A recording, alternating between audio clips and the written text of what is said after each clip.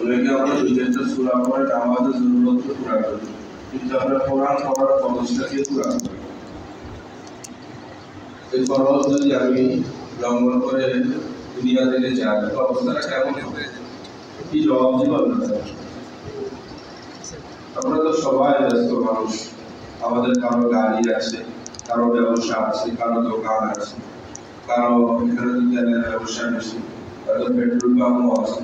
ব্যস্ততা শেষ নাই, মনে হয় যে আমি ছাড়া কিছুই চলে না। আজকে আপনি জায়গা দেখেন কি বন্ধ থাকে, আপনি দুনিয়া থেকে আজকে জায়গা দেখেন কোনটা বন্ধ থাকে? কোনটা বন্ধ থাকবে? গাড়ি চলবে কি চলবে না? দোকান চলবে কি চলবে না? আমার বাড়ি ভাড়া উঠবে কি উঠবে না? সব কিছু আপন গতিতে চলবে, শুধুই আমার চলাটা থাকবে, শুধুই আমার চলাটা থাকবে। যে ঘরটা আমি বানাইছি, এই ঘরে আমি থাকতে পারবো না। যে গাড়িটা আমি কিনেছি, এই গাড়িতে আমি বসতে পারবো না। যে দোকানটা আমি বানিয়েছি, এই দোকানে আমি বসতে পারবো না। রাত 3টায় যদি এমন হয়, বিবি বুঝতে পারেন এই লোকের নাকে এখন নিঃশ্বাস চলে না, তো আশেপাশের লোকদেরকে খবর দিয়ে আনবে এবং ভোরেই তাকে তার বিছানা থেকে নামায় আনবে। সকাল হওয়ার আগেই তাকে নামিয়ে দিবে। ঘরের বাহিরে না নিতে পারলেও অন্তত সিঁড়ির নিচে নামায় রাখবে। বাস্তব কি বাস্তব? এই দৃশ্যগুলো আমাদের চোখের সামনে কখনো না কখনো ঘটছে, আমরা দেখেছি। যেটা চোখে দেখেছি এটা অবিশ্বাস করার কিছুই নেই, এটা আমার সাথেও ঘটবে। সুতরাং যা চলছে তা শুধুই ধোঁকা, যা চলছে তা শুধুই কি, আর এখন যা আমরা করছি এটাই আমাদের আসল। কোরআন আমাদের জীবনের আসল সাথী, কোরআনের এক একটা হরফ আমাদের জীবনের আসল সাথী, কোরআনের এক একটা আয়াত আমাদের জীবনের আসল সাথী, কোরআনের জন্য জীবনের এক একটা সেকেন্ড আমাদের জন্য আসল সময়। এটা সময়, বাকিটা সময় না, ওটা নষ্ট হয়ে যায়। এই জন্য যে ছাত্র ভাইরা কিছু সময় দিয়ে আমরা আজকে পর্যন্ত আসছি, সামনেও আমাদের কিছু সময় দিতে হবে। সামনে আমাদের কি করতে হবে? কিছু সময় দিতে হবে। হুজুর আমাকে আসার পরেই বলছে যে সময় অনেক কম, আমার সাথীরা অনেক ব্যস্ত, চলে যাবে, যত তাড়াতাড়ি সম্ভব ছুটি দেওয়া যায়। আমাদের ব্যস্ততা অনেক বেশি, কিন্তু সমস্ত ব্যস্ততা একদিন খতম হয়ে যাবে। কেউ আর ডাকবে না আমাকে, কেউ আর অপেক্ষা করবে না আমার জন্য। বাস্তব কি বাস্তব? تتبعون الميت إلى قبره ثلاثة أهله وماله وعمله। মানুষ যখন মওত হয়ে যায়, কবর পর্যন্ত তার পরিবার তাকে আগায় দেওয়ার জন্য যায়, তার মালের কিছু অংশ যায় আর তার আমল যায়।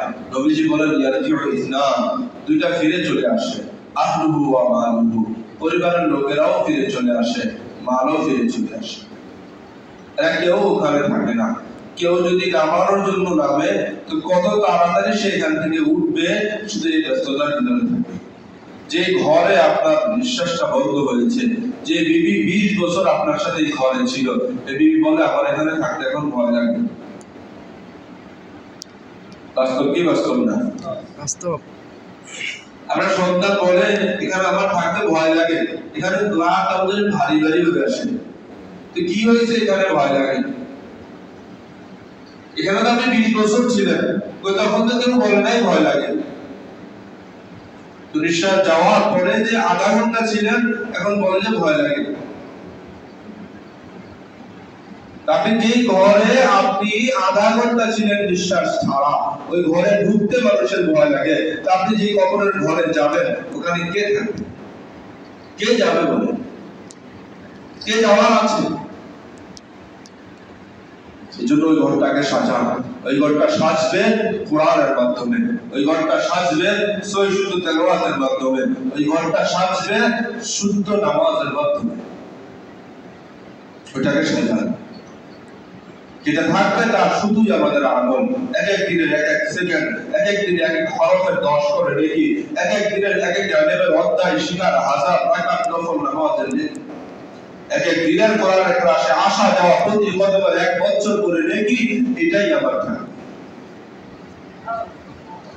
আর সবার সাথে বিচ্ছিন্ন হয়ে যাবে, কিন্তু এক সময় আসবে যে আবার সবার সামনে আপনি আসবেন, আপনার সামনেও সবাই আসবে, একজন আরেকজনকে দেখবে।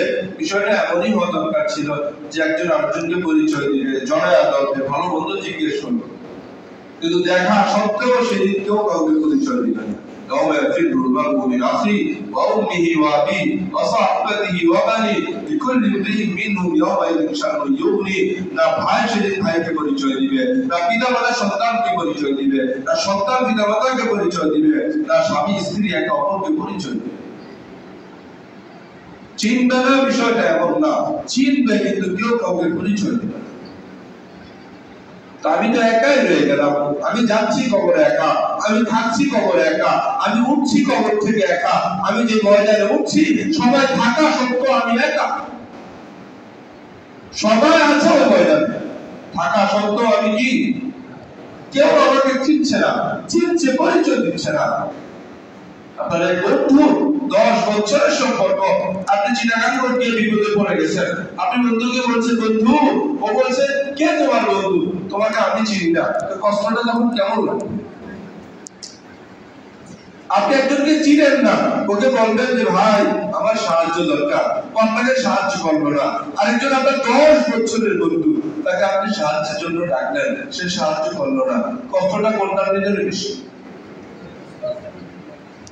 যদি সেটা আপনার সন্তান হয়, যার জন্য জীবনটা লাগিয়ে দিয়েছেন, যার জন্য আপনার ঘুমকে আপনি বাদ দিয়ে দিয়েছেন, যার জন্য দিনের আরামকে আপনি কোরবানি করেছেন, ও যদি বলে আমি চিনি না, তো অবস্থাটা কেমন হবে? আমিও তো আমার আব্বার ব্যাপারে বলবো আপনার চিনি না।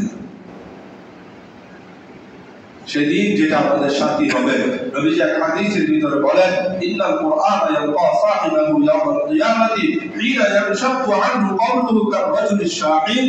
এক ব্যক্তি যখন কবর থেকে উঠবে তো কুরআন তার সাথে এসে সাক্ষাৎ হবে।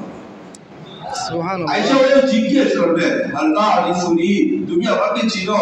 সবার ব্যাপারে আমরা চাইবো যে ও আমাকে চিনে কিনা, আর ও আয়েশা আমাকে জিজ্ঞেস করবে বন্ধু তুমি আমাকে চিনো? মানুষ বলবে বা আরিফুকা, আমি তোমাকে চিনি না, তো সে এবার পরিচয় দেওয়া শুরু করবে আনা সাহিবুকা, আমি তোমার সাথী, আমি তোমার বন্ধু। সবাই বলবে আমি চিনি না, তোমার সাথে কোনো সম্পর্ক নাই, আর ও বলবে তুমি আমার বন্ধু, আমি তোমার সাথী।